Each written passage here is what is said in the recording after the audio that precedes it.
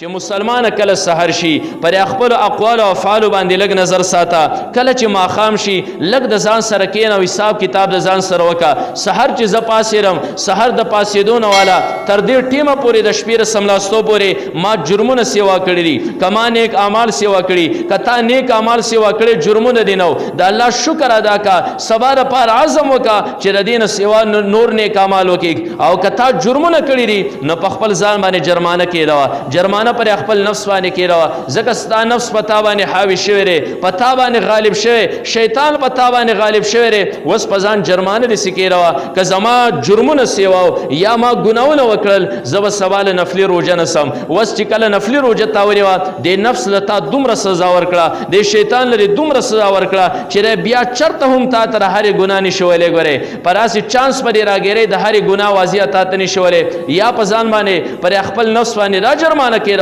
که زمانه چرته هم نظر غلط استعمال شو زما جب غلط استعمال شو زما سوچ او فکر غلط استعمال شو زما بدن غلط استعمال شو زب سبا ورځ چیرې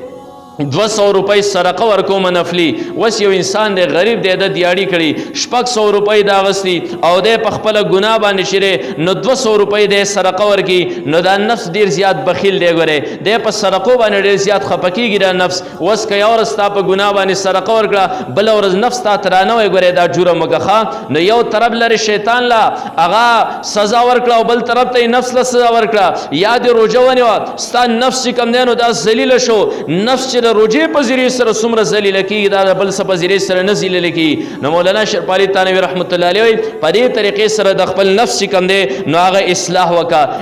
وکا په دې وجه چې نو مسلمان له پکارداري نیک اعمال وکي خود نیک اعمال سره سره به ځان د ګنا نه ساتي زګه 13 جمعه ما تاسو له مثال درکړو چې ابن عباس رضی الله عنه تاسو شو چې را دوه کسان دي یو هغه کس ته چې کثیر العمل دی خو کثیر الذنوب سره هم دی ډیر زیات نیک اعمال هم کوي او ډیر زیات ګناهونه هم کوي یو هغه کس ته چې دا قلیل العمل دی قلیل الذنوب هم دی نیک اعمال خو کم دي ګناهونه ورسره کم دي د دوانو کې کم یو تخوي ابن عباس رضی الله عنه فرمایل چې کم یو کس دا کم ګناهونه کوي د زره چا سره نشم برابرولې یعنی اصل شی چې نو ځان د ګنا نه ساتل دي درې مقصد دره نیک اعمال مکوا یا نیک اعمال کم کوا خدا مقصد دی چې نیک اعمال کوا ورسره ځان د ګناو نه چیرې نو دا ساته کنه کمال د نزیات ونه شي خیر دی خو چې ځان د ګنا نه چیرې نو دا بچ کی محترم اوریدونکو زموږ د چینل سبسکرایب کړئ او د غنټۍ د نشانو سره هم دباو کړئ چې زموږ د نوي بیانونو اطلاع تاسو ته